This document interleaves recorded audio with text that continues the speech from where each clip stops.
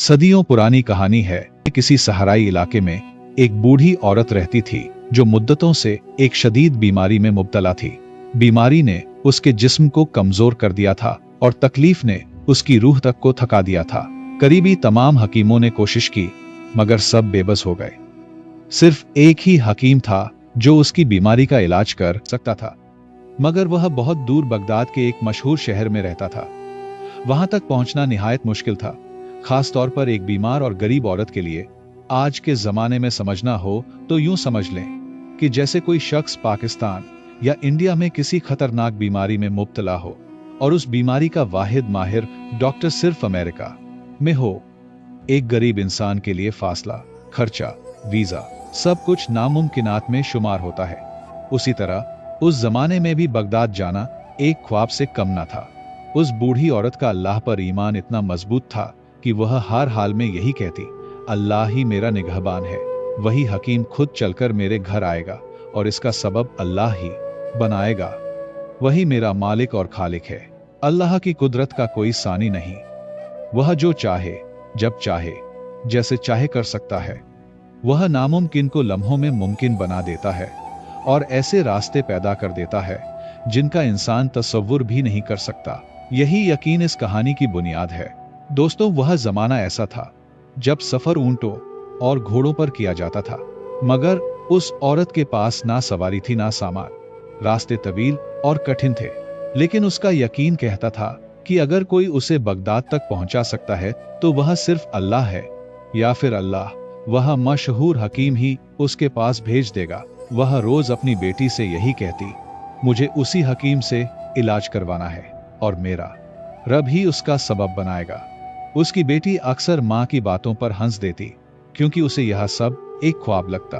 लेकिन अल्लाह जो करता है वह इंसान की अक्ल से बालातर होता है।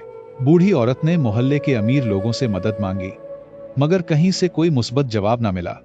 वह दर्द और मायूसी के बीच बेबसी की जिंदगी गुजारती रही। एक बेटी के साथ गुर्बत और शदीद बीमारी का सामना करती हुई वह दिन ब दिन कमजोर होती जा रही थी। बीमारी इस हद तक बढ़ चुकी थी कि अब न इबादत की ताकत बाकी रही थी, न खाने पीने की हिम्मत। कभी खाना खा लेती तो कभी सिर्फ पानी पर गुजारा करती, मगर इस सब के बावजूद उसने अल्लाह के दरबार का दरवाजा खटखटाना नहीं छोड़ा। वह हर वक्त अपने रब से शिफा की दुआ मांगती रही। यकीन और सब्र के साथ वक्त गुजरता रहा। एक रात जब हर तरफ सन्नाटा था और सारा मोहल्ला नींद की आगोश में था, अचानक दरवाजा जोर से खटका। बाहर से आवाज आई, बहन, क्या कुछ देर के लिए जगह मिल सकती है? सुबह तक रुकना है। औरत ने सोचा, शायद कोई मुसाफिर है जो इस सुनसान वक्त में मदद का तलबगार है। उसने दरवाजा खोला तो बाहर दो अजनबी मर्द खड़े थे। उनकी हालत निहायत खराब थी। लगता था लंबे पैदल सफर की थकन ने उनके जिस्म और चेहरे से रंग निचोड़ लिया हो। बेटी दौड़कर माँ के पास गई और सारी बात बताई, मगर माँ ने पहले इजाजत ना दी। कहा, हमारे घर में कोई मर्द नहीं, ऐसे आधी रात को अजनबी मर्दों को कैसे अंदर आने दूं? मजबूरन उन मर्दों को वापस लौटना पड़ा। वे दरवाजे के साथ ही बैठ गए, निढाल और थके हुए। औरत की ममता जाग उठी। उसे उन दोनों में अपने बेटे नजर आने लगे। दिल भर आया और उसने बेटी से कहा, बेटा, उन्हें अंदर बुला लो, मगर दूसरे कमरे में रखो। खाने पीने का इंतजाम भी वहीं कर दो। ज्यादा बातचीत से गुरेज करना। अल्लाह ने उन्हें हमारे दर पर भेजा है, हमारी आजमाइश है, हमें खिदमत करनी है, लेकिन अपनी हया और पर्दे का ख्याल रखते हुए। कुछ वक्त बाद बूढ़ी औरत की बेटी ने घर में जो कुछ था उससे सादा खाना तैयार किया, पानी दिया और दोनों मुसाफिरों के लिए दूसरे कमरे में सोने का इंतजाम कर दिया।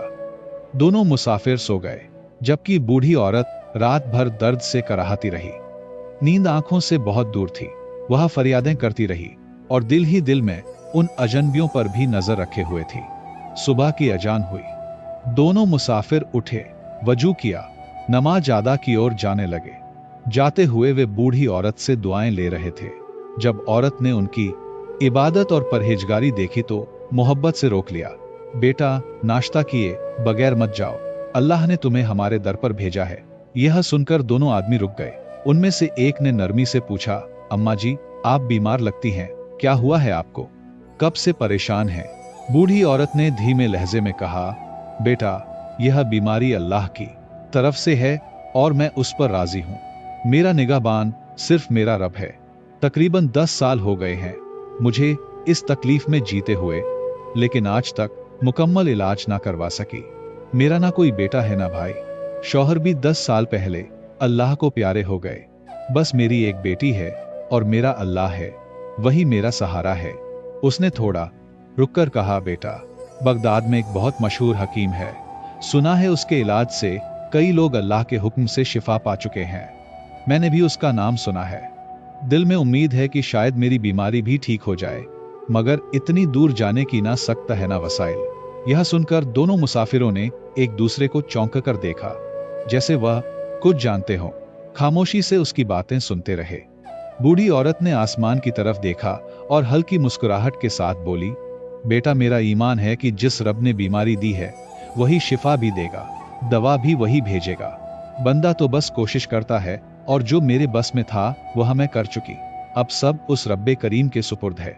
आखिरकार एक आदमी आगे बढ़ा और नरमी से बोला, अम्मा जी, अगर मैं कहूं कि अल्लाह ने आपकी दुआ कबूल कर ली है तो आपको कैसा लगेगा? बूढ़ी औरत ने हैरत से पूछा, क्या मतलब बेटा? मैं तो कुछ समझी नहीं। उसने मुस्कुराकर कहा, यह दूसरे साहब यही बगदाद के मशहूर हकीम हैं और अल्लाह ने ही इन्हें आपके लिए यहां भेजा है। हम दोनों एक खास जड़ी बूटी की तलाश में दिमशक आए थे। घोड़ों पर सफर कर रहे थे। रात को जब ठहरने का वक्त आया तो घोड़े अचानक डर गए और हमें शहर से बहुत दूर ले गए। फिर रास्ते में हम दोनों घोड़ों से गिर गए और सारी रात अंधेरे में भटकते रहे। बहुत सफर के बाद आपका घर करीब लगा और हम यहां आ गए। अल्लाह की मर्जी से हम आपके पास पहुंचे हैं। अब इंशाअल्लाह आपका इलाज होगा। आप फिक्र ना करें, अल्लाह ने आपकी फरियाद सुन ली है। यह सब किसी मामूली इत्तेफाक का नतीजा नहीं। ना मैं आपसे वाकिफ हूं ना आप हमसे। यह सब रब की रहमत का इशारा है। दोनों मुसाफिरों ने नाश्ता किया, फिर बूढ़ी औरत का मुकम्मल चेकअप किया और रुखसत होते हुए उनमें से एक ने कहा, अम्मा जी, फिक्र ना करें, आपका इलाज अब यहीं घर पर होगा। मैं अपने बेटे को भेजूंगा, वह आपको दवा दे जाएगा। दवा भी वही लाएगा जो सिर्फ हमारे पास दस्तयाब है। यहां तक कि बूढ़ी औरत के खर्चात का जिम्मा भी डॉक्टर ने खुद ले लिया। कुछ वक्त गुजरा और वाकई एक नौजवान लड़का दवा लेकर आया। वह हकीम का बेटा था। दवा देने के बाद जब उसने बूढ़ी औरत की बेटी को देखा तो दिल में कुछ महसूस किया। दरहकीकत हकीम ने उसे दवा देने के साथ बीवी के लिए लड़की देखने के इरादे से भेजा था, क्योंकि हकीम ने उसी रात लड़की की खिदमत और मेजबानी देखी थी और दिल ही में बाहू बनाने की नीयत कर ली थी। जब हकीम के बेटे ने लड़की को देखा तो उसे भी पसंद आ गई। हया और गैरत का जमाना था। लड़का चुपचाप चला गया और बूढ़ी औरत को सिर्फ इतना इशारा दिया कि आपकी बेटी मुझे पसंद है, ताकि वह किसी और को हाँ ना कर दे। बूढ़ी औरत से रिश्ता तय किया गया और कुछ दिन बाद उस नेक सीरत लड़की की शादी बगदाद के मशहूर और मालदार हकीम के बेटे से हो गई। चंद दिनों के इलाज से बूढ़ी औरत भी सेहतयाब हो गई। अब वह अपनी बेटी के साथ बगदाद में आराम और सुकून की जिंदगी गुजारने लगी। वह हर रोज बेटी को यही नसीहत करती, बेटी, हमेशा अल्लाह पर कामिल यकीन और पुख्ता भरोसा रखो। जो कुछ होता है वह अल्लाह के हुक्म से होता है, उसके सिवा कोई और कुछ नहीं कर सकता। जब भी किसी से उम्मीद लगे तो दिल से अल्लाह के दरबार में रो लो, वह सब कुछ सुनने वाला है। मैं एक बेबस, बीमार, गरीब बूढ़ी औरत थी, किसी काबिल ना थी, लेकिन अल्लाह ने मुझे इज्जत दी, सेहत दी और खुशी अता की, क्योंकि वह इखलास देखता है। तो प्यारे दोस्तों, इस कहानी से हमें यह अहम सबक मिलता है कि मुश्किल चाहे कैसी भी हो, दिल से और इखलास के साथ सिर्फ अल्लाह को पुकारो। वही सुनने वाला है, वही देखने वाला है और वही है जो हर मसले का बेहतरीन हल रखता है। अगर कभी कोई दुआ कबूल ना हो तो यह मत समझो कि वह रद्द हो गई। इसमें या तो हमारा भला नहीं होता, या हमारे इखलास में कमी होती है, या अल्लाह उससे बेहतर वक्त और सूरत का इंतजार करवा रहा होता है। और बच्चों के लिए एक सुनहरी सबक यह है, चाहे बेटा हो या बेटी, अगर वालिदैन की खिदमत और इताअत दिल से की जाए तो अल्लाह दुनिया और आखिरत में ऐसे इनामात देता है जो सिर्फ काबिलियत से हासिल नहीं होते। वालिदैन की खिदमत रब को इतनी पसंद है कि वह इसके बदले इज्जत, मर्तबा, सुकून और कामयाबी अता फरमा देता है। उम्मीद है आपने इस कहानी से बहुत कुछ सीखा होगा। अगर आपको ऐसी ही सबक आमोज और ईमान अफरोज कहानियां सुनना पसंद है तो हमारे चैनल को सब्सक्राइब करके घंटी दबाएं और वीडियो को लाइक और शेयर कीजिए। आपके ताउन का शुक्रिया।